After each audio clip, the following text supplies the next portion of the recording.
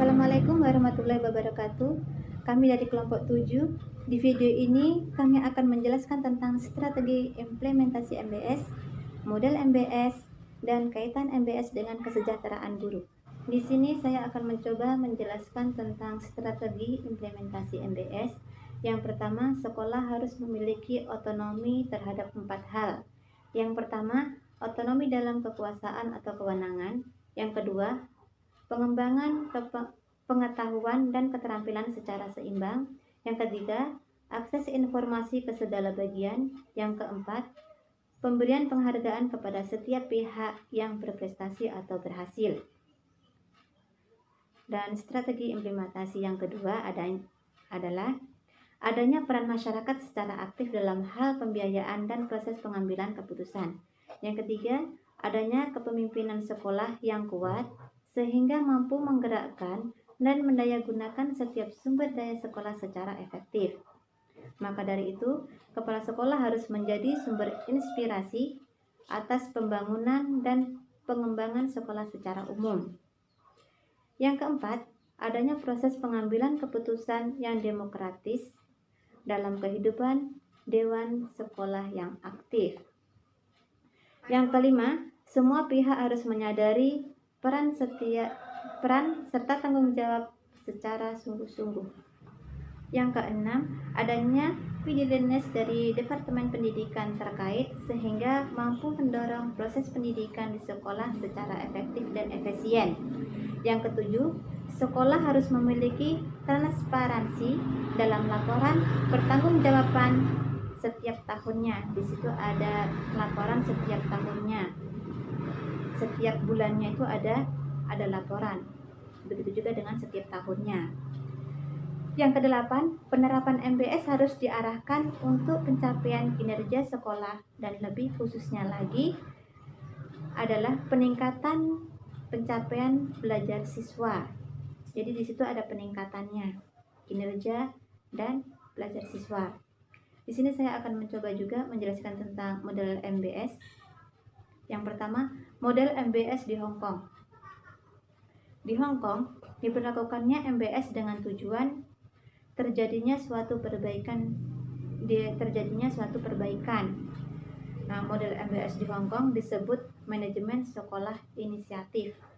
Sedangkan model MBS di Kanada, pendidikan menjadi tanggung jawab pemerintahan provinsi, di mana pemerintahan daerah sebagai unit administratif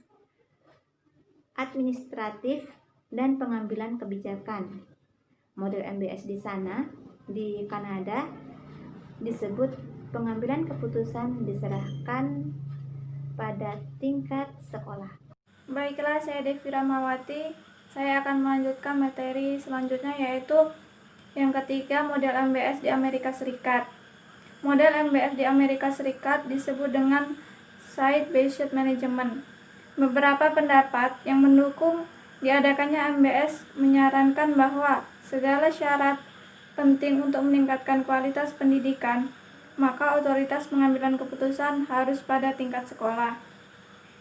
Mereka yakin dengan diadakannya MBS di mana penyerahan sumber daya ke tingkat sekolah akan membuat kemajuan. Hal ini karena sekolah memiliki kebebasan mencurahkan energi kreatifnya dan sekolah dapat mengembangkan diversifikasi pendidikan strategi untuk mencapai tujuan.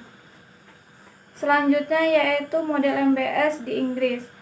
Model MBS di Inggris disebut dengan GMS atau manajemen swakelola pada tingkat lokal. Dinamakan seperti itu karena adanya Undang-Undang Pendidikan tahun 1988. Antara lain berisi adanya kurikulum inti nasional, adanya ujian nasional, serta pelaporan nasional. Dengan adanya undang-undang tersebut, terjadi 6 perubahan struktural guna memfasilitasi pelaksanaan MBS, sebagaimana dikemukakan oleh Sungkowo 2002. Yang pertama, kurikulum nasional untuk mata pelajaran inti ditentukan oleh pemerintah. Yang kedua, ujian nasional dilaksanakan atau diterapkan pada siswa kelas 7, 11, 14, dan 16. Yang ketiga, MBS dibentuk untuk mengembangkan otoritas pemerintah. Yang keempat, dibuatlah sekolah lanjut teknik. Yang kelima, kewenangan Inner London Education dilimpahkan kepada 13 otoritas pendidikan. Dan yang terakhir yaitu skema manajemen sekolah lokal dibentuk dengan melibatkan beberapa pihak terkait. Yang kelima yaitu model MBS di Australia. Karakteristik MBS di Australia dapat dilihat dari aspek kewenangan sekolah yang meliputi: yang pertama, menyusun dan mengembangkan kurikulum dan proses pembelajaran untuk meningkatkan hasil belajar siswa. Yang kedua, melakukan pengelolaan sekolah yang dapat dipilih di antara 3 kemungkinan, yaitu standar flexibility option atau SO. Yang kedua, essential flexibility option dan essential flexibility. Yang ketiga, membuat perencanaan, melaksanakannya, dan mempertanggungjawabkannya. Yang keempat, adanya akuntabilitas dalam pelaksanaan MBS. Yang kelima, menjamin dan mengusahakan sumber daya manusia dan sumber daya keuangan. Yang terakhir, adanya fleksibilitas dan sumber daya sekolah. Yang keenam yaitu model MBS di Prancis. Di Prancis, otoritas lokal memiliki tanggung jawab terhadap dukungan finansial.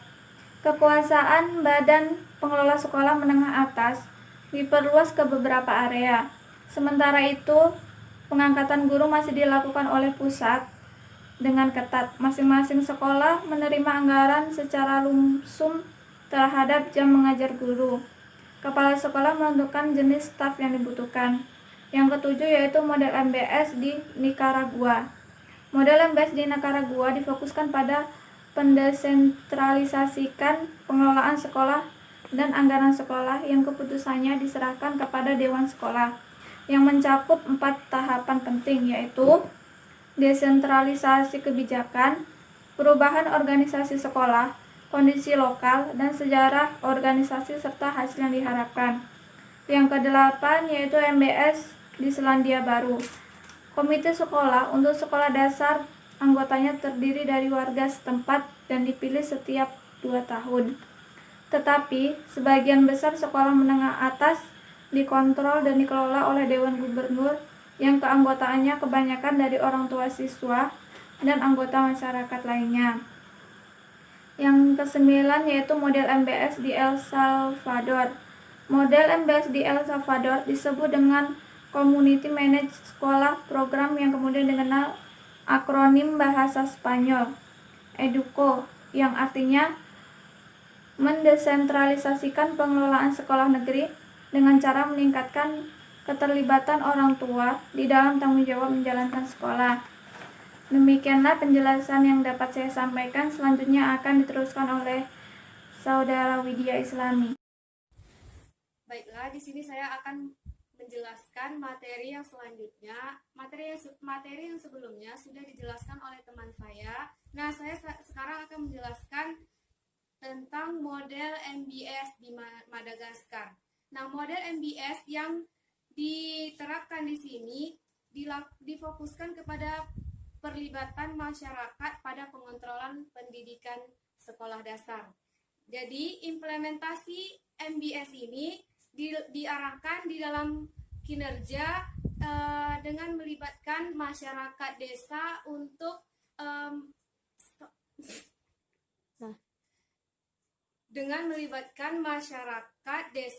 tidak hanya untuk merehabilitasi, membangun, dan memelihara sekolah-sekolah, akan tetapi juga dilibatkan dalam pengelolaan dan pensupervisi sekolah dasar. Jadi pada intinya model MBS di Madagaskar ini itu sangat melibatkan masyarakat dalam dunia pendidikan, baik itu pendidikan sekolah dasar, SMP, tingkat SMP, SMA, itu sangat berperan penting. Masyarakat itu sangat berperan penting dalam pendidikan di suatu daerah atau di negara Madagaskar ini. Nah, yang ke-11 itu ada model MBS di Indonesia. Jadi kalau model MBS di Indonesia ini disebut juga manajemen peningkatan mutu berbasis sekolah atau yang disingkat dengan MPMBS. Nah, juga dapat diartikan itu sebagai model manajemen. Jadi yang ke-11 itu ada model MBS di Indonesia. Jadi model MBS di Indonesia itu disebut juga dengan manajemen peningkatan mutu berbasis sekolah atau yang disingkat dengan MPMBS. Jadi dapat diartikan itu model sebagai model manajemen yang memberikan otonomi lebih besar kepada sekolah. Jadi fleksibilitas kepada sekolah dan melarang partisipasi.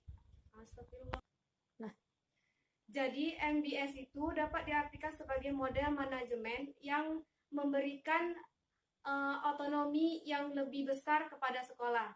Jadi fleksibilitas kepada sekolah dan mendorong partisipasi secara langsung warga sekolah dan masyarakat untuk meningkatkan mutu sekolah berdasarkan kebijakan pendidikan nasional serta